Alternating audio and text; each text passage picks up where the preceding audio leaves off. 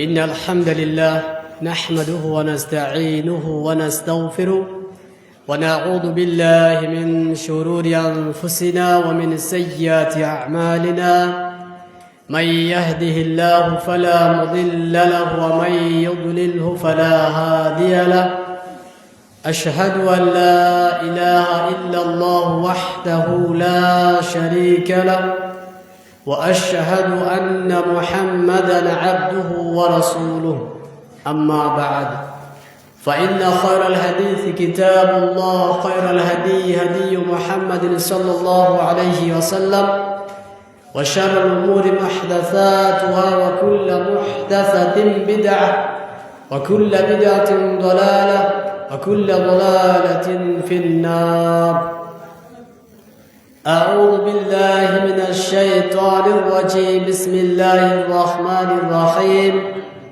يا أيها الناس اتقوا ربكم الذي خلقكم من نفس واحدة وخلق منها زوجها وبث منهما رجالا كثيرا ونساء واتقوا الله الذي تساءلون به والأرحام إن الله كان عليكم رقيبا وقال الله تعالى ولتكن منكم أمة يدعون إلى الخير يأمرون بالمعروف وينهون عن المنكر সমস্ত প্রশংসা মহান প্রতিপালক আল্লাহ সুবহানাহু ওয়া তাআলার নিমিত্তে যে মহান আল্লাহ সুবহানাহু ওয়া তাআলা আমাদেরকে তার কিছু কথা শ্রবণ করার জন্য তার ওই ঘরে একত্রিত করেছেন, এই জন্য বলি আলহামদুলিল্লাহ। অতঃপর আমাদের শেষ নবী শ্রেষ্ঠ নেতা রাসূলুল্লাহ সাল্লাল্লাহু আলাইহি ওয়াসাল্লামের প্রতি আল্লাহ সুবহানাহু ওয়া তাআলার পক্ষ হতে অসংখ্য দরুদ ও শান্তি বিবর্ষিত হোক। আল্লাহুম্মা সাল্লি আলাইহি আল্লাহুম্মা বারিক আলাইহি। তোমরা যদি কথা বলো পিছনে চলে যাও, একটু চুপচাপ থাকো, আর যদি এখানে বসে থাকো চুপচাপ বসে থাকো। কথা বললে আমাদের বলতে ডিস্টার্ব হবে।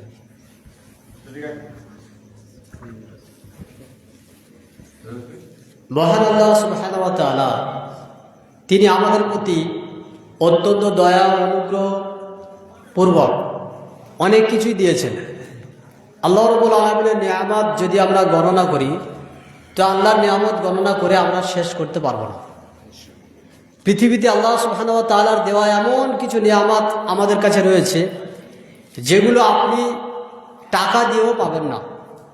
যেমন চোখ, আপনার চোখ যদি নষ্ট হয়ে যায়, এই চোখ আপনি যে পেয়েছিলেন শুরুতে এইরকম চোখ আপনি আর পাবেন না। এটা আল্লাহর একটা দেওয়া নিয়ামত। একইভাবে আল্লাহ রাব্বুল আলামিন আমাদেরকে দিয়েছেন হাত। এই হাত যদি কারো ভেঙে যায়, ওই ব্যক্তি কোটি টাকা খরচ করলে ওই হাত পাবে না যে হাত আল্লাহ সুবহানাহু ওয়া তাআলা তিনি শুরুতে দিয়েছিলেন। অর্থাৎ কৃত্রিম কোনো শক্তি কোনো ক্ষমতা দিয়ে আপনি ওই হাত পাবেন না যে আল্লাহ রাব্বুল আলামিন আপনাকে হাত দিয়েছেন। এটা একটা আল্লাহর নিয়ামত। একইভাবে কান, এই যে কানে আমরা শুনতে পাচ্ছি, কান যদি একবার খারাপ হয়ে যায়, নষ্ট হয়ে যায়, এই কানও আমি কোটি টাকা খরচ করলেও পাবো না। হ্যাঁ, একটু সারতে পারে, একটু ভালো হতে পারে, কিন্তু পরিপূর্ণরূপে ওই রকম হবে না যেমন আল্লাহ সুবহানাহু ওয়া তাআলা শুরুতে দিয়েছেন। তাহলে এগুলো আপনি টাকা দিয়েও পাবেন না, কোটি টাকা খরচ করলে আপনি পাবেন না। সুখ, আজকের মানুষ টাকা দিয়েও মনে করে যে আমরা সুখ কিনতে পারি টাকা দিয়ে, কিন্তু হয় না।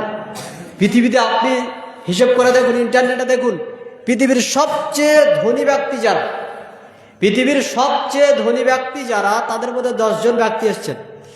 এই 10 জনের 6 জন ব্যক্তি যারা নিজের পরিবারের সঙ্গে ডিভোর্স। তার মানে কি? তাদের জীবনে ওই সুখটা নেই।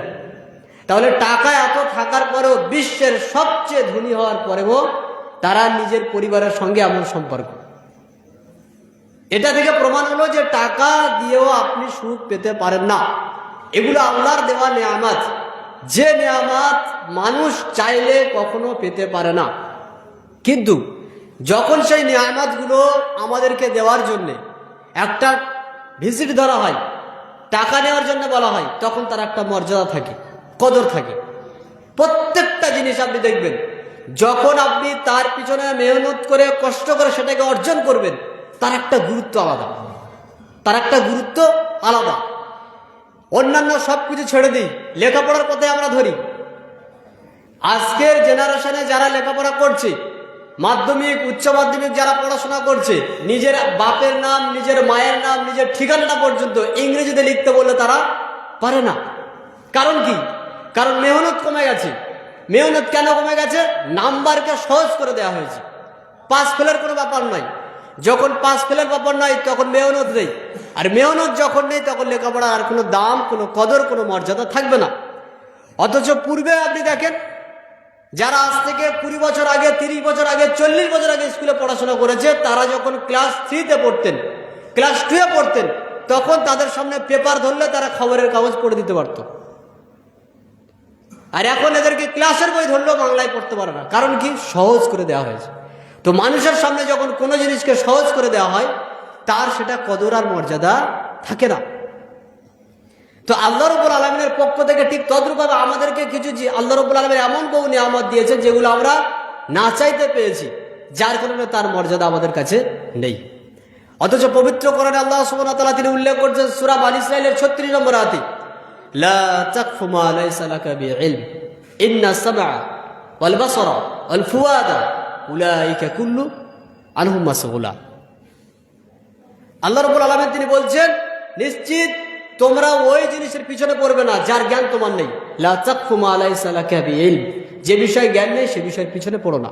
তবে শুনে রাখো, নিশ্চিত তোমাদের চোখ, তোমাদের কান, তোমাদের অন্তর, এইগুলো যে আল্লাহ রাব্বুল আলামিন দিয়েছেন তার সম্পর্কে তোমাদেরকে জিজ্ঞাসা করা হবে। তার মানে কি হলো? আল্লাহ আমাদেরকে যে সমস্ত নিয়ামতগুলো দিয়েছেন, এই নিয়ামত আমাদেরকে প্রদান করার পরে আল্লাহ পরবর্তীতে আমাদেরকে প্রশ্ন করবেন, বলো আমার নিয়ামত গ্রহণ করে তোমরা কি করেছো। প্রত্যেকটা নিয়ামত সম্পর্কে আল্লাহ জিজ্ঞাসা করবেন, প্রত্যেকটা নিয়ামত। তার আল্লাহ উদাহরণ দিলেন কি? চোখ একটা নিয়ামত। চোখ দিয়ে আপনি আমি কি করেছি এটা আল্লাহ কিয়ামতের মাঠে জিজ্ঞাসা করবেন। তার মধ্যে একটা হচ্ছে আমাদের কান। কান নিয়ে আমরা কি করেছি এটা আল্লাহ রাব্বুল আলামিন আমাদেরকে কিয়ামতের মাঠে জিজ্ঞাসা করবেন। তার একটা হচ্ছে অন্তর। অন্তরকে আমরা কতটুকু কাজে লাগিয়েছি, অন্তর কি, তা আল্লাহ রাব্বুল আলামিন কিয়ামতের মাঠে জিজ্ঞাসা করবেন। এগুলো আল্লাহর দেওয়া একটা নিয়ামত। এমনকি সহিহ বুখারীর মধ্যে উল্লেখ করা হয়েছে 1905 নম্বর হাদিস, সহিহ মুসলিমের 1905 নম্বর হাদিস, রাসূলুল্লাহ সাল্লাল্লাহু আলাইহি ওয়াসাল্লাম তিনি বলছেন, কিয়ামতের মাঠে কিছু মানুষকে নিয়ে আসা হবে এবং কিয়ামতের মাঠে বিচার হবে এমন 3 শ্রেণীর মানুষকে প্রথম আনা হবে, যাদের প্রথম মানুষ হচ্ছে ওই ব্যক্তি যে ব্যক্তি আল্লাহর রাস্তায় শহীদ হয়ে গেছে। তো আল্লাহ রাব্বুল আলামিন তাকে দিয়েছিলেন কি? হৃষ্টপুষ্ট শরীর দিয়েছিলেন। আল্লাহ রাব্বুল আলামিন তিনি কি করবেন? তাকে আল্লাহর যে নিয়ামত, ওই নিয়ামতটা চিনিয়ে দিবেন। ফাআরাফু নিয়ামাহ, ওই ব্যক্তি আল্লাহর নিয়ামতটা বুঝতে পারবে যে আল্লাহ আমাকে এই নিয়ামত দুনিয়ায় দিয়েছিলেন। আল্লাহ জিজ্ঞাসা করবেন, তুমি কি আমল করেছো বলো, তোমাকে যে আমি আল্লাহ সুন্দর বলিষ্ঠ শরীর দিয়েছিলাম, কি করেছো শরীর দিয়ে? তখন ওই ব্যক্তি বলবেন, আল্লাহ আমি আপনার রাস্তায় জিহাদ করেছি, জিহাদ করতে করতে এমত অবস্থা আমি শহীদ হয়ে গেছি। আল্লাহ রাব্বুল আলামিন তিনি বলছেন, কেযাবতা, মিথ্যা কথা বলছো, তুমি মিথ্যা কথা বলছো। তুমি আল্লাহ রাস্তায়, আমার রাস্তায় জিহাদ করেছো, এ কথা মিথ্যা। তুমি লড়াই করেছো, কথা সত্যি। তুমি শহীদ হয়েছো, কথা সত্যি, কিন্তু আমার জন্য করনি। কি জন্য করেছিলে? মানুষ তোমাকে বলবে যে তুমি একজন বড় যোদ্ধা। সুতরাং এটা বলা হয়ে গেছে, অতঃপর তাকে জাহান্নামে নিক্ষেপ করা হবে। আমি যেটা আপনাকে দেখাতে চাচ্ছি হাদিস থেকে, সেটা হলো যে সুস্থ শরীর, বলিষ্ঠ শরীর, এটা আল্লাহর দেওয়া নিয়ামত। এই শরীর নিয়ে যদি আপনি সঠিকভাবে আল্লাহর জায়গাতে আল্লাহর জন্য কাজ না করেন, তাহলে কিয়ামতের মাঠে এটার বিষয়ে আপনাকে প্রশ্ন করা হবে। তাহলে সুস্থ শরীর, সুস্থ হাত পা, সুস্থ অঙ্গ প্রত্যঙ্গ, প্রত্যেকটা কি আল্লাহর দেওয়া নিয়ামত। এই যে একটা মহান নিয়ামত, এই নিয়ামতের থেকেও সবচেয়ে অধিক গুরুত্বপূর্ণ আল্লাহর পক্ষ থেকে নিয়ামত, তা হচ্ছে হেদায়াত। কি? হেদায়াত। রাসূলুল্লাহ সাল্লাল্লাহু আলাইহি ওয়াসাল্লাম তিনি নিজেও হেদায়াত কাউকে জোর করে দিবেন এই ক্ষমতা তার নেই। এই ক্ষমতা আল্লাহ নবী সাল্লাল্লাহু আলাইহি ওয়াসাল্লামের নেই। কারণ পবিত্র কোরআনে আল্লাহ সুবহানাহু ওয়া তাআলা তিনি বলছেন যে মুহাম্মদ সাল্লাল্লাহু আলাইহি ওয়াসাল্লামের চাচা যখন মারা যাবেন, তখন আল্লাহ রাসূল মাতার কাছে বসে বসে বলছেন, চাচা আপনি ইসলাম গ্রহণ করুন, আপনি খালি একবার বলেন লা ইলাহা ইল্লাল্লাহ, বাকি কিয়ামতের মাঠে আপনার হয়ে আমি কথা বলবো। তো আল্লাহ নবী সাল্লাল্লাহু আলাইহি ওয়াসাল্লাম যখন বারবার তাকে এই মর্মে বলার জন্য তিনি উৎপীড়ন করছেন, তখন আল্লাহ রাব্বুল আলামিন কোরআনে আয়াত নাযিল করছেন কি? ইন্নাকা লা তাহদি মান আহবাবতা। মুহাম্মদ সাল্লাল্লাহু আলাইহি ওয়াসাল্লাম, আপনি যাকে চান তাকে আপনি হেদায়েত দিতে পারেন না। ওয়ালাকিন আল্লাহ ইয়াহদি মাইয়াশা, আল্লাহ যাকে চান তিনি তাকে হেদায়েত প্রদান করেন। আল্লাহ যাকে চান তাকে হেদায়েত প্রদান করেন। আল্লাহ যাকে চান, আল্লাহ কাকে চান? যার আল্লাহর কল্যাণ চান আল্লাহ রাব্বুল আলামিন তাকে হেদায়েত প্রদান করেন। হেদায়েত কি? হেদায়েত হচ্ছে আল্লাহর দেওয়া নেয়ামত। হেদায়েত কি? হেদায়েত হচ্ছে আল্লাহর দেওয়া নেয়ামত। এই হেদায়েত আল্লাহ কাকে দেন? আল্লাহ যাকে চান। কাকে চান? তিনি যাকে পছন্দ করেন তাকে হেদায়েত দেন। এখন আল্লাহর দেওয়া হেদায়েত, এটা আল্লাহর পক্ষ থেকে আল্লাহ রাব্বুল আলামিন দিচ্ছেন, তার মানে একটা কদরের একটা মর্যাদা রয়েছে। আপনি মনে করুন যে সরকারের পক্ষ থেকে আপনাকে একটা উঁচু পর্যায়ের চাকরি দেওয়া হবে বা আপনাকে একটা পদ দেওয়া হবে। এই পদের মূল্য আপনি যদি মনে করেন যে হ্যাঁ আমাকে 1 কোটি টাকা প্রত্যেক মাসে স্যালারি দেওয়া হবে। কয় টাকা? 1 কোটি টাকা প্রত্যেক মাসে আপনাকে স্যালারি মাইনে দেওয়া হবে। এখন এই চাকরি কে নেবে না বলুন? এই চাকরিটা কে নিতে চাইবে না? কোনো ব্যক্তি বলবে যে এত লোক থাকতে আমি কেন করবো, এটাকে বলবে? কখনো শুনেছেন দুনিয়াতে কোনো মানুষকে টাকার মধ্যে গিয়ে বলেছেন এটা আপনি করেন? তখন কোনো মানুষ লাইন দেয়নি, বরং বলেছে কথা যে অত লোক থাকতে আমি কেন করবো। কেউ বলেছে? ভাই কেউ বলেছে? শুনেছেন? আপনাকে আমি একটা অ্যামাউন্ট টাকা দিচ্ছি, স্যালারি দিচ্ছি, যে আপনি 20,000 টাকা, খুব কম, চলুন আপনাকে আমি 80,000 টাকা বেতন দেবো, এই কাজটা আপনি জাস্ট করবেন। তখন এই ব্যক্তি বলছে আমি কেন করবো, এত লোক থাকতে আমাকে কেন বলছো? কেউ বলে না। কারণ কি বলেন তো? কারণ কি? এটা মূল্য নির্ধারণ রয়েছে, একটা মূল্য নির্ধারণ রয়েছে। এবং যখন আপনাকে সরকারের পক্ষ থেকে ওই কাজটা করার জন্য বলা হচ্ছে, তার মানে আপনি ধরে নিচ্ছেন নিশ্চিত এটা একটা সম্মানী কাজ। কাজেই সকলে লাইন দেবেন, ফেউ দেবেন, যে কাজ আমি করবই করব, এ কাজ আমাকে করতে হবে, কারণ করলেই এত টাকা, করলেই এত টাকা। কেউ বলে না আমি কেন করবো। তাহলে আল্লাহ রাব্বুল আলামিনের হেদায়েত যখন আল্লাহ নবী বা রাসূলগণকে দিয়ে প্রেরণ করছেন, তখন আমরা কি কেউ ছুটে যাচ্ছি যে আমি হেদায়েত পেতে চাই, আমি হেদায়েত পেতে চাই? যে হেদায়েতের বদলা হচ্ছে একটা জান্নাত সমান 10টা পৃথিবীর সমান। যে হেদায়েতের বদলা কি? দিনের রাস্তায় চললে, ইমানটাকে টিকিয়ে রাখলে, আল্লাহর সঙ্গে শিরিক কোনো পর্যায়ে না করলে, তখন আল্লাহ রাব্বুল আলামিন আমাকে আপনাকে খুশি হয়ে এমন একটা জান্নাত দিবেন, যে জান্নাত হচ্ছে 10টা পৃথিবীর সমান। আচ্ছা 10টা পৃথিবীর দাম কত হতে পারে? এবার আপনি বলেন, আল্লাহ আপনাকে আমাকে ওই জান্নাত দিবেন যে একটা জান্নাত এই যে 10টা পৃথিবীর সমান। ওই জান্নাত পাওয়ার জন্য আমরা কয়জন ব্যক্তি এরকম মনে করি যে আমি ওটা পেতে চাই, আমি ওটা পেতে চাই, কেন আমি পাবো না, এরকম মনে করি কি? বরং আমি একথা বলি যে এত লোক থাকতে আমি কেন যাব, এত লোক থাকতে আমি কেন করব। তার মানে হলো এটাই যে আপনার এবং আমার পূর্ণ মাত্রায় শুধুমাত্র উদ্দেশ্য একটাই, দুনিয়াকে পাওয়া, পরকালের উদ্দেশ্য আমাদের নেই। আর আল্লাহ রাব্বুল আলামিন তিনি বলছেন যে ইন্নাকা লা তাহদি মান আহবাবতা, মুহাম্মদ সাল্লাল্লাহু আলাইহি ওয়াসাল্লাম আপনি যাকে চান তাকে আপনি হেদায়েত দিতে পারেন না, ওয়ালাকিন্নাল্লাহ ইয়াহদি মাইয়াশা, কিন্তু আল্লাহ যাকে চান তাকে হেদায়েত দেন। আল্লাহ কাকে হেদায়েত দেন? যে ব্যক্তি আল্লাহ রাব্বুল আলামিনের হেদায়েতের রাস্তায় আসতে চায়, যে আল্লাহর হেদায়েতের রাস্তায় চলতে চায়। তো হেদায়েত হলো আল্লাহর দেওয়া একটা নেয়ামত। এই হেদায়েত সবাই পায় না, যোগ্য ব্যক্তি যারা তারা কেবলমাত্র পায়। আর যোগ্য ব্যক্তি কারা এটা কে ভালো জানেন? এটা আল্লাহ সুবহানাহু ওয়া তাআলা তিনি ভালো জানেন। কোরআনুল কারীমে আল্লাহ সুবহানাহু ওয়া তাআলা বহু নবীর কথা উল্লেখ করেছেন, 25 জন নবী এবং রাসূলের কথা পবিত্র কোরআনে উল্লেখ করা আছে। কিন্তু মানুষকে হেদায়েত দেওয়ার জন্য, হেদায়েতের রাস্তায় মানুষকে পরিচালনা করার জন্য, মানুষের কাছে হেদায়েতটা তুলে ধরার জন্য নবী এসেছেন, রাসূল এসেছেন কতগুলো?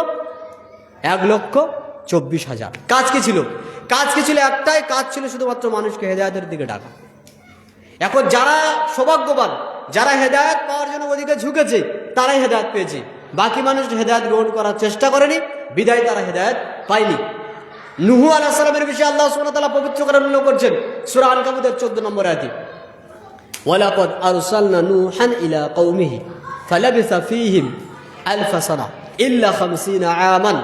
আমি আল্লাহ নূহ আলাইহিস সালামকে প্রেরণ করেছিলাম তার জাতির নিকটে। তিনি তার জাতির নিকটে ছিলেন 1000 বছর, 500 বছর বাদ, 50 বছর বাদ, কত হয়? 950 বছর। তিনি তার জাতির নিকটে 950 বছর কি করেছেন?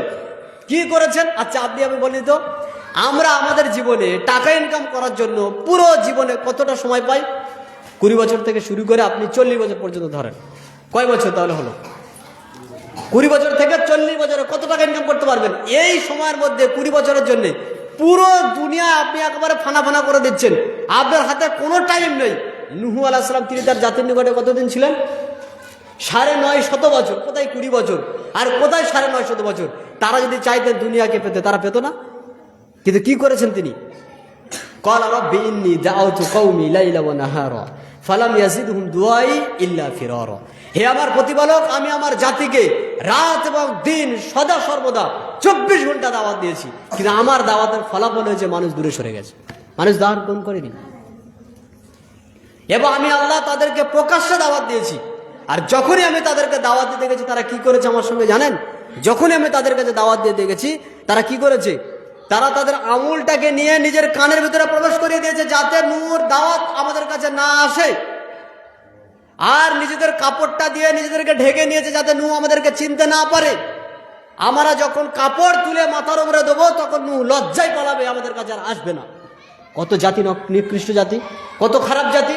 কার সঙ্গে তারা আচরণ করছে? নবীর সঙ্গে। কোন নবী? আল্লাহর প্রেরিত ব্যক্তি। আল্লাহ কাদেরকে নবী করেন? কেউ চাইলে মাস্টার হতে পারে, কেউ চাইলে ডাক্তার হতে পারে, কেউ চাইলে ইঞ্জিনিয়ার হতে পারে, কেউ চাইলে আরো কিছু হতে পারে, কিন্তু কেউ চাইলে নবী হতে পারে না। এই নবী শুধুমাত্র আল্লাহর খাস নেয়ামত। যাদেরকে আল্লাহ পছন্দ করেন তাদেরকেই আল্লাহ তাআলা নবী করেন। কাদের আল্লাহ পছন্দ করেন? যারা যোগ্য। আপনি আমি যদি যোগ্য হই কোনো একটা প্রতিষ্ঠান পরিচালনার জন্য, যখন আমাকে দাঁড় করানো হয়, কেন দাঁড় করানো? আমি যোগ্য বলে। এটা কে নির্ধারণ করছেন? আমিও আপনি, মানুষ, তারপরও ভুল হতে পারে। আল্লাহ নির্ধারণ করছেন দাওয়াত দেওয়ার জন্য। কাদেরকে? নবীদেরকে। তার মানে তারা কতটা যোগ্য আপনি এটা মনে করেন তো। আপনার এবং আমার দাওয়াত আজকের মানুষ গ্রহণ করছে না, তার মানে এটা ভাববেন না যে আপনার এবং আমার দাওয়াত গুছা না, বিথা না। তাহলে সর্বপ্রথম বিথা হবে নূহ আলাইহিস সালামের দাওয়াত। 950 বছর দাওয়াত দিয়েছেন, তাহলে নূহ আলাইহিস সালামের কি ইখলাস ঠিক ছিল না? নূহ আলাইহিস সালামের দাওয়াত কি ঠিক ছিল না? তিনি কি মানুষকে ভালো করে বোঝাতে পারতেন না? পারতেন। জাতি গ্রহণ করার জন্য প্রস্তুত ছিল না। এটা হচ্ছে ওই জাতির জন্য কলঙ্ক, এটা হচ্ছে ওই জাতির জন্য ধ্বংস, এটা হচ্ছে ওই জাতির জন্য নিপাত। কেন? তারা নিজেরাই নবীগণকে পেয়েও নবীদের দাওয়াত গ্রহণ করেনি। অথচ এই দাওয়াত হচ্ছে আল্লাহর দেওয়া নেয়ামত, নবীগণ হচ্ছে আল্লাহর দেওয়া নেয়ামত, হেদায়েত হচ্ছে আল্লাহর দেওয়া নেয়ামত। কাজে যারা হেদায়েতকে গ্রহণ করে আবার পরিত্যাগ করে তাদের পরিণতি আরো খারাপ। নূহ আলাইহিস সালাম দাওয়াত দিয়ে দিয়ে দিয়ে দিয়ে দেখছে জাতি গ্রহণ করছে না, তখন আল্লাহকে বলছেন, আল্লাহ এদেরকে ধ্বংস করে দাও, এদেরকে আল্লাহ তুমি ধ্বংস করে দাও। একজন নবী যিনি এত ধৈর্যশীল ব্যক্তি, তারপরেও তিনি বলছেন আল্লাহ এই জাতিকে ধ্বংস করে দাও। তার মানে প্রমাণ হচ্ছে তিনি কতটা তার জাতির উপর অতিষ্ঠ হয়েছিলেন দাওয়াত দেওয়ার পরে। এখান থেকে প্রমাণ হচ্ছে জাতি প্রস্তুত নয় দাওয়াত গ্রহণ করার ক্ষেত্রে। এক পর্যায়ে আল্লাহ তাআলা বললেন, নূহ তুমি নৌকা তৈরি করো। তিনি নৌকা তৈরি করলেন। আল্লাহ রাব্বুল আলামিন বললেন, যারা ঈমানদার তাদেরকে তুলে নাও। তাদেরকে তুলে নেওয়া হলো। শেষ পর্যায়ে কি হলো? যারা কাফের, যারা দিন গ্রহণ করেনি তাদেরকে ধ্বংস করে দেওয়া হলো। পরবর্তীতে আবার এই ঈমানদার ব্যক্তিদের মধ্যে হতে আবার মানুষ ধ্বংসের রাস্তা গ্রহণ করলো। পরবর্তীতে আল্লাহ আবার নবী প্রেরণ করলেন। কাকে প্রেরণ করলেন? পরবর্তী নবীকে। তার মধ্যে একজন হচ্ছে ইব্রাহিম আলাইহিস সালাম। ইব্রাহিম আলাইহিস সালাম তিনি দাওয়াত দিয়েছেন, তার দাওয়াত মানুষ গ্রহণ করছে না তো করছেন, নিজের বাপও তার দাওয়াত গ্রহণ করছে না। ইব্রাহিম আলাইহিস সালাম তিনি বলছেন, হে আমার আব্বা, আপনি কিসের ইবাদত করেন? হে আমার আব্বা, লা তা'বুদিশ শাইতান। আমার আব্বা, আপনি শয়তানের ইবাদত করবেন না, কারণ নিশ্চিত শয়তান আল্লাহ রাব্বুল আলামিনের অবাধ্য, সুতরাং আপনি শয়তানের ইবাদত করবেন না। তখন ইব্রাহিম আলাইহিস সালামের পিতা বলছেন, ইব্রাহিম, লা ইল্লাম তানতাহি লা আরজুমান্নাক ওয়াহজুরনি মালিয়া।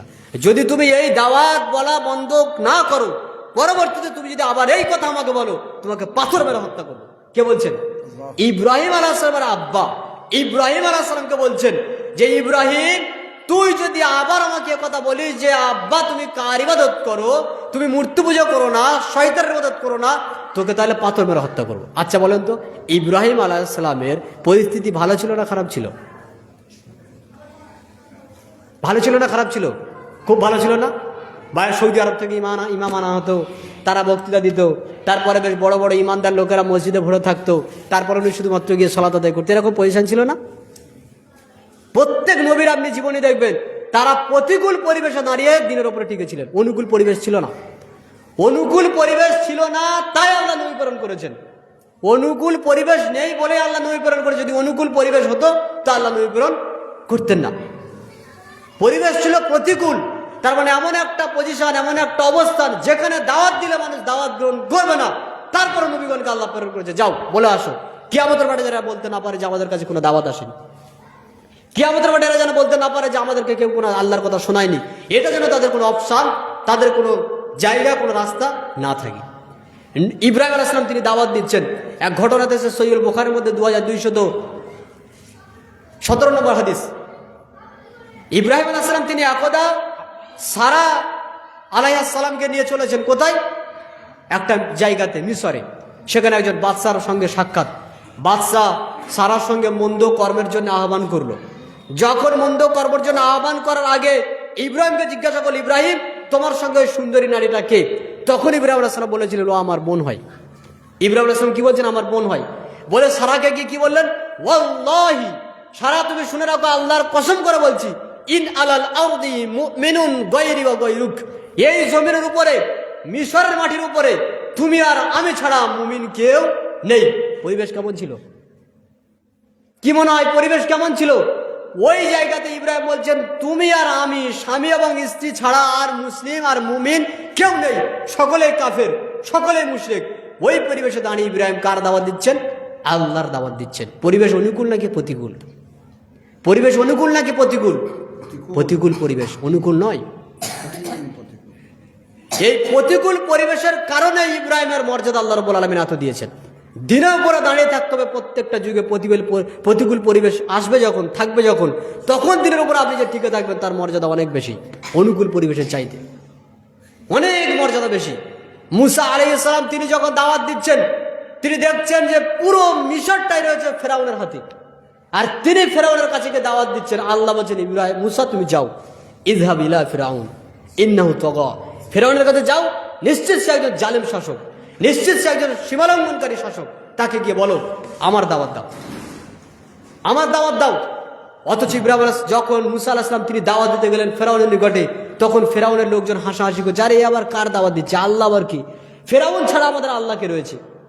এক পর্যায়ে মুসা আলাইহিস সালাম এবং তার দলবলকে মারার জন্য প্রস্তুত গ্রহণ করলো কে? ফেরাউন। তার মানে এখান থেকে প্রমাণ হলো মুসা আলাইহিস সালামের পজিশন এমন ছিল না যেটা অনুকূল পরিবেশ, অনুকূল ছিল না, ছিল প্রতিকূল পরিবেশ।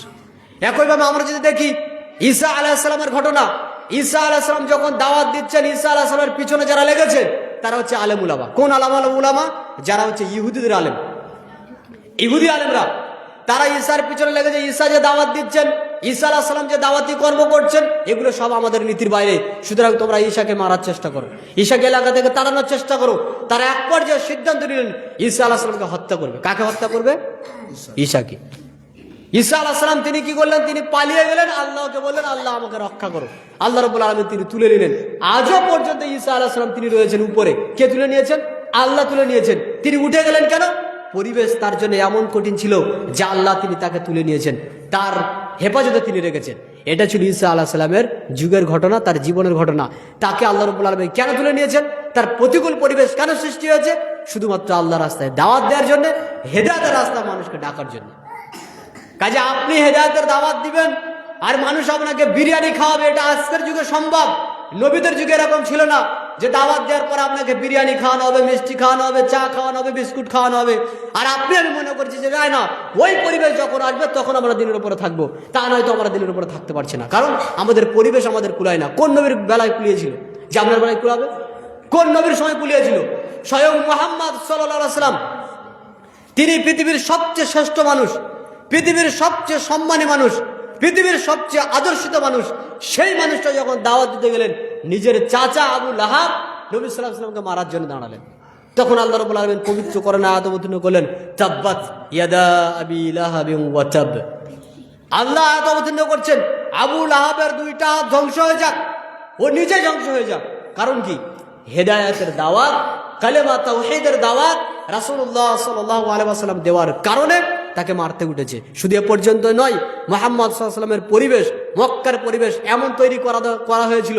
আজকের আমরা মক্কায় গিয়ে তাওয়াফ করি, আজকের আমরা ওই সাফা মারওয়া সাই করি, আমরা সম্মানী হই হজ করলে।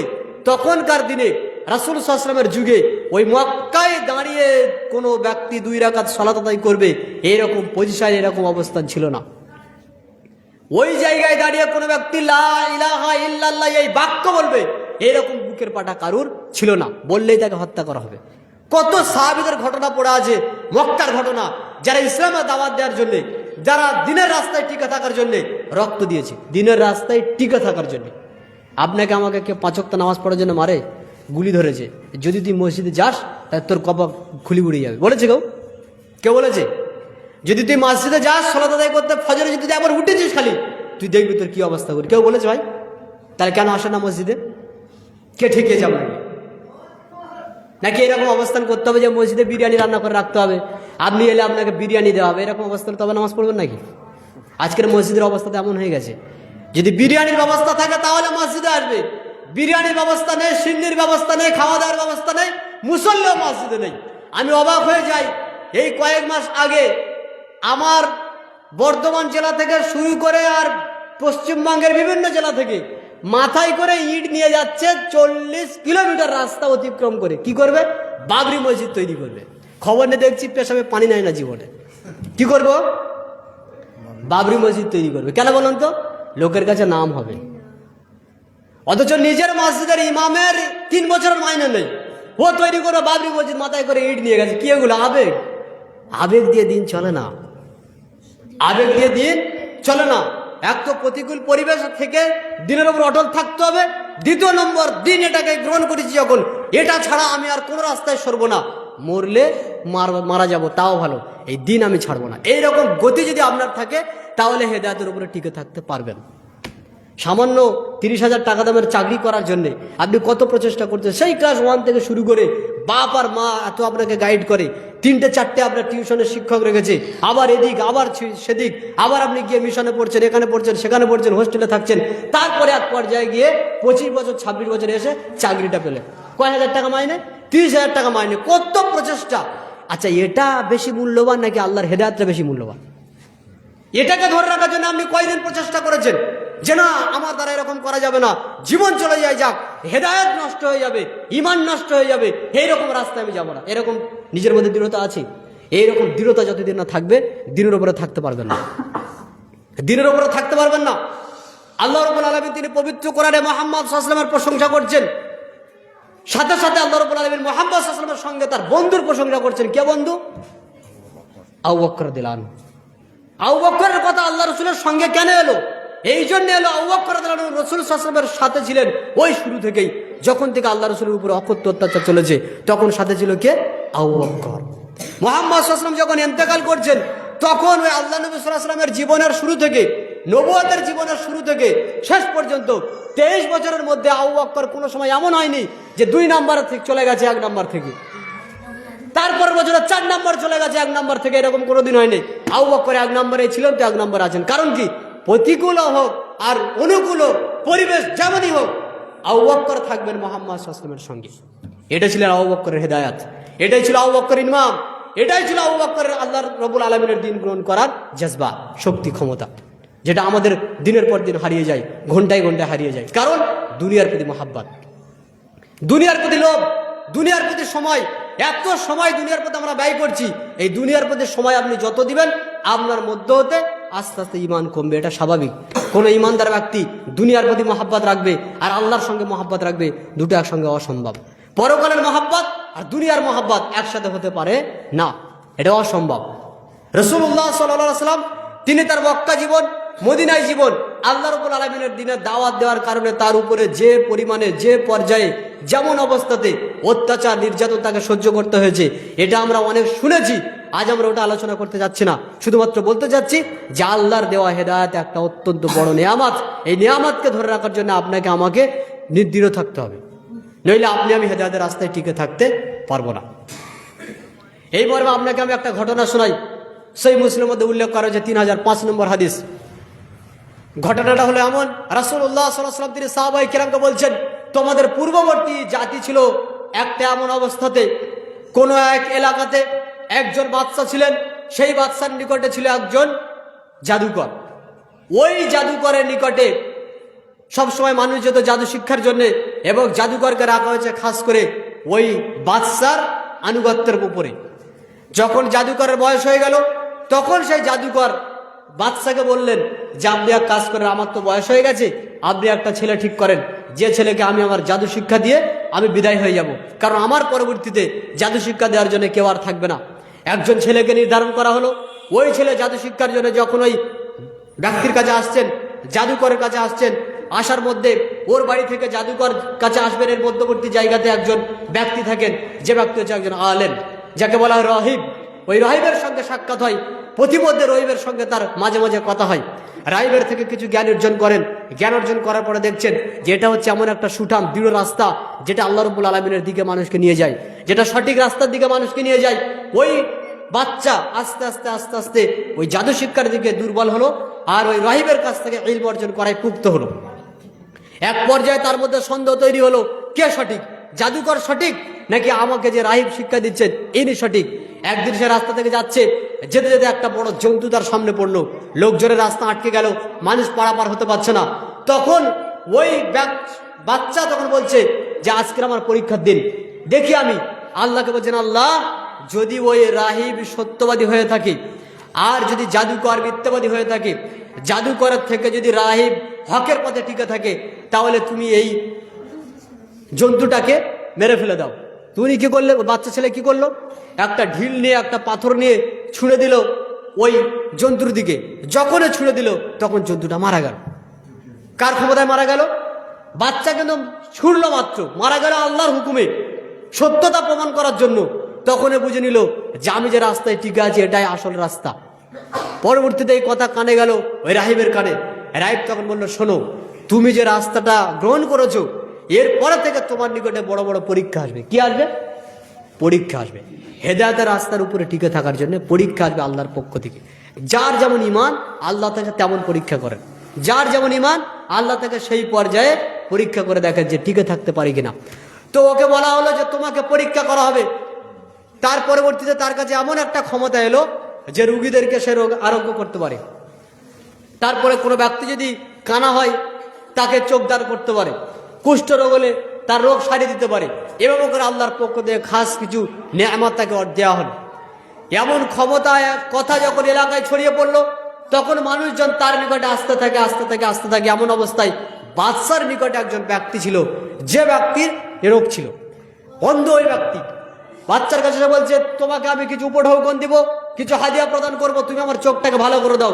তখন এই বাচ্চা বলছে, তোমার চোখ ভালো করতে পারি? আমি তো চোখ ভালো করতে পারি না, ভালো করতে পারে একজন, তিনি হচ্ছেন আল্লাহ। তুমি বলো যে আমি আল্লাহর উপর ঈমান আনয়ন করছি, তাহলে আমি তোমার চোখ ভালো করে দিব। তখন ওই ব্যক্তি সে আল্লাহর প্রতি ঈমান আনয়ন করলো।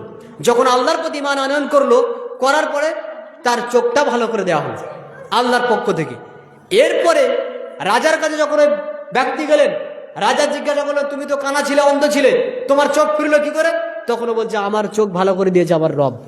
আরে রব কি? রব আবার কে হতে পারে? তোমার রব আবার কে? বলছে, হ্যাঁ আমার একজন রব রয়েছে। কে তোমাকে কথা বলেছে? তুমি বলো। নাম বলতে চাচ্ছে না। আযাব দেওয়া হলো, এত শাস্তি দেওয়া হলো, এত শাস্তি দেওয়া হলো, শেষ পর্যন্ত বাচ্চার নাম উল্লেখ করতে বাধ্য হলো। বাচ্চাকে ধরে আনা হলো। ধরে আনার পরে বলা হলো, তোমাকে এই শিক্ষা কে দিয়েছে বলো। তো বাচ্চা ছেলে বলতে যাচ্ছিল না। তাকে আযাব দেওয়া হলো, এতটা শাস্তি দেওয়া হলো, এক পর্যায়ে সে ওই ব্যক্তির নাম উল্লেখ করলো। কোন ব্যক্তির নাম? ওই রাহিবের নাম। যখন রাহিবের নাম উল্লেখ করা হলো, তখন রাহিবকে ধরে আনা হলো। রাহিবকে ধরে আনার পরে বলা হলো, তুমি তোমার এই দিনকে পরিত্যাগ করো, তোমার এই দিন থেকে তুমি ফিরে আসো, বা আমাকে তুমি প্রভু বলে মেনে নাও। তখন ওই রাহিব বলছে যে না, আমি এই দিনকে পরিত্যাগ করতে রাজি নই। কিভাবে মারা হয়েছিল জানেন? তাকে মারা হয়েছিল এভাবে, করাত চেনেন? করাত দিয়ে যে কাট কাটা হয়, কাঠ চেরাই করা হয়, ওই করাত দিয়ে তাকে চিরা করা হয়েছিল। কিসের জন্য? আল্লাহর দিনের উপরে দৃঢ় থাকার জন্য। হয় দিন পরিত্যাগ করো, তোমাকে না হলে হত্যা করা হবে। ওই ব্যক্তি দিন পরিত্যাগ করেনি। পরবর্তীতে এই ব্যক্তিকে মেরে ফেলার পরে বাচ্চাকে ধরে আনা হলো। বলা হলো যে একে পাহাড়ে নিয়ে যাও। পাহাড়ে নিয়ে চলে যাওয়া হলো। পাহাড়ে চলে যাওয়ার পরে বললো, যখন তোমরা পাহাড়ের উপর উঠবে, পাহাড় থেকে ওকে ফেলে দিবে। তো বাচ্চাটাকে পাহাড়ের উপরে নিয়ে যাওয়া হলো। ফেলে দেওয়ার জন্য যখন তারা প্রস্তুতি গ্রহণ করছে, তখন এই বাচ্চা ছেলে বলছে, আল্লাহ আমি যদি তোমার উপর ঈমান আনয়ন করে থাকি, তুমি আমার জন্য যথেষ্ট হয়ে যাও, তুমি আমার জন্য যথেষ্ট হয়ে যাও। তখন পাহাড় নড়তে লেগেছে, পাহাড় নড়তে লেগেছে। ওই ব্যক্তিগুলো পাহাড় থেকে পড়ে গেল, আর বাচ্চা ছেলে ফিরে এলো। পরবর্তীতে তাকে নিয়ে যাওয়া হলো নৌকায় করে। যখন তোমরা সমুদ্রের মধ্যে যাবে, তখন তোমরা ওকে সমুদ্রে ফেলে দিয়ে চলে আসবে। তখন ওই বাচ্চা একই কথা বললো, আল্লাহ যদি আমি তোমার উপর ঈমান আনয়ন করে থাকি, তাহলে আমার জন্য তুমি যথেষ্ট হয়ে যাও। তখন ঢেউ আসতে লাগলো, এরা সকলে উল্টে পড়ে গেল। বাচ্চা ছেলেটা আবার চলে এলো। যখন চলে এলো বাচ্চার নিকটে, বাচ্চা তখন বলছে, কত মারা কঠিন, কিভাবে মারা যায়। শেষ পর্যায়ে কি হলো? শেষ পর্যায়ে বাচ্চা ছেলেই বাচ্চাকে এই মনে পরামর্শ দিলেন, আপনি একটা কাজ করুন, পুরো এলাকার সমস্ত মানুষকে সমবেত করুন, একত্রিত করুন, করার পরে আপনি একটা তীর নেবেন, নিয়ে বলবেন যে আমি এই বাচ্চাকে মারছি আল্লাহর নাম নিয়ে, বিসমিল্লাহি বিরব্বিল গুলাম, আমি এই বাচ্চার রবের নামে শুরু করছি, এই কথা বলে আপনি আমাকে তীর মারবেন, আমি মারা যাব। লোক একত্রিত করা হলো, সমস্ত লোক যখন একত্রিত হলো তখন এই বাচ্চা ছেলেটাকে একথা বলে মারা হলো, বিসমিল্লাহি বিরব্বিল গুলাম, বিসমিল্লাহি বিরব্বিল গুলাম বা বিরব্বিল গুলাম, এই বাচ্চার রবের নামে শুরু করছি বা রবের নামে আমি তাকে হত্যা করছি। এরপর বাচ্চা মারা গেল। যখনই মারা গেল তখন সঙ্গে সঙ্গে সমস্ত লোকেরা বললো যে এতদিন মারার চেষ্টা করে মারতে পারেনি, কিন্তু রবের নাম যখন নিল তখনই মরলো, তার মানে রব বলে একজন আছে। আরো মানুষ তার ঈমান আনয়ন করলো, কিন্তু ঘটনা এখানে দেখানোর উদ্দেশ্য ছিল এই বাচ্চাকে মারার জন্য এত প্রচেষ্টা করা হলো এবং তার গুরুকে মেরে দেওয়া হলো। কিসের কারণে? কিসের কারণে? দিনের উপরে টিকে থাকার কারণে, দিনকে গ্রহণ করার কারণে। আজকের আমরা যদি দিনের উপরে টিকে থাকতে চাই, আমাদের উপরে পরীক্ষা আসবে। ইব্রাহিমকে আল্লাহ পরীক্ষা করেছেন, কিভাবে পরীক্ষা করেছেন? কঠিন কঠিন পরীক্ষা। নিজ সন্তানকে কুরবানি দিতে হবে, এটা কোনো পরীক্ষা, কিন্তু ইব্রাহিমের যে ঈমান, আল্লাহ সেই পর্যায়ে তাকে পরীক্ষা করেছেন। প্রত্যেকটা নবীকে আল্লাহ পরীক্ষা করেছেন, আমাদেরকে আল্লাহ পরীক্ষা করেছেন। আমাদের তেমন পরীক্ষা নেই, আমাদের জীবনে তেমন পরীক্ষা নেই। কি পরীক্ষা আছে আমাদের জীবনে? আপনি আমি বলি তো যে আমরা দিনের উপরে টিকে থাকার জন্য কি পরীক্ষা দিচ্ছি, একটা পরীক্ষার নাম বলেন। আজকের গোটা বিশ্বে মুসলিমদের পরিস্থিতি অবস্থান যদি আমরা দেখি, চতুর্দিকে আমরা মার খাচ্ছি না। কেন মার খাচ্ছি বলেন তো? রাজনীতির জন্য, তাই না? এই যে রাজনীতি পরিবেশের জন্য আমাদেরকে মারা হচ্ছে। আপনি কি আর একটা জায়গা লক্ষ্য করেছেন যে আমাদের এই জায়গাটা আমরা কেন পড়ে গেছি? তার বড় কারণ কি? আবু দাউদের মধ্যে একটা হাদিস উল্লেখ করা যায়, যে হাদিসটা হচ্ছে 4297 নম্বর হাদিস। রাসূলুল্লাহ সাল্লাল্লাহু আলাইহি ওয়াসাল্লাম তিনি বলেছেন, সাওবান রাদিয়াল্লাহু আনহু হাদিসটা বর্ণনা করছেন, আল্লাহ নবী সাল্লাল্লাহু আলাইহি ওয়াসাল্লাম তিনি বলেছেন, ইউশিকুল উমাম আন তাদা আলাইকুম কামা তাদা আল আকলাতু ইলা কাসআতিহা। আমার উম্মার উপরে এমন একটা সময় আসবে, চতুর্দিক থেকে বিজাতিরা তাদেরকে ঘিরে ধরবে তাদের বিরুদ্ধে লড়াই করার জন্য।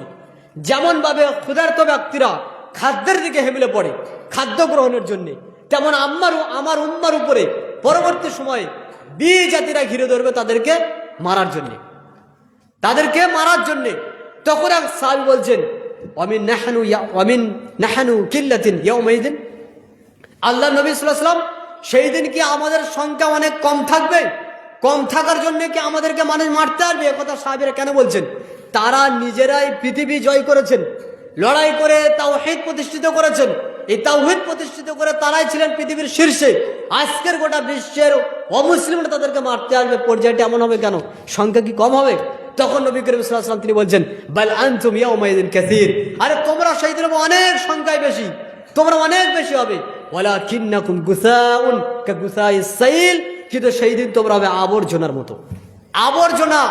তোমরা হবে আবর্জনা, যেমন সমুদ্রের গতির সঙ্গে আবর্জনা ভেসে যায়, তোমরা এরকম বিজাতিদের সঙ্গে ভেসে যাবে। না তোমাদের ইমানের কোনো দাম থাকবে, না তোমাদের নিজের কোনো ব্যক্তিত্ব বলে জিনিস থাকবে, না তোমাদের কোরআন এবং সুন্নাহর উপরে কোনো আমালি জীবনী তোমরা গড়ে তুলবে। তখন তোমাদের পরিস্থিতি, তোমাদের অবস্থা হবে, তোমরা হচ্ছে কীট পতঙ্গ থেকে আরো নিকৃষ্ট, তোমরা আবর্জনা। ওয়ালাকিন্নাকুম গুসাউন কাগুসাইস সাইল। আল্লাহ রাসূল কিভাবে বলছেন? তোমরা হচ্ছে সেই দিনেরকার আবর্জনা হবে, আর আবর্জনা হওয়ার কারণে তোমাদেরকে এভাবে মারা হবে। তখন নবী করিম সাল্লাল্লাহু আলাইহি ওয়াসাল্লাম তিনি আরো দুইটা বাক্য বললেন, যে আল্লাহ রাব্বুল আলামিন তখন তোমাদের অন্তর থেকে, তোমাদের শত্রুদের অন্তর থেকে তোমাদের প্রতি যে একটা ভয়, বিধ্বস্ত, যারা অন্যায় করে, যারা দুনিয়াতে নির্যাতন করে, তারা যে তোমাদেরকে ভয় করবে, মুসলিমদেরকে ভয় করবে, এইটা তাদের অন্তরে থাকবে না। আর তোমাদের অন্তরে আল্লাহ রাব্বুল আলামিন তিনি ওয়াহান ঢুকিয়ে দিবেন, ওয়াহান। তখন সাহাবায়ে কিরাম বলছে, আল্লাহ রাসূল ওয়ামান ওয়াহান, ওয়াহানটা কি?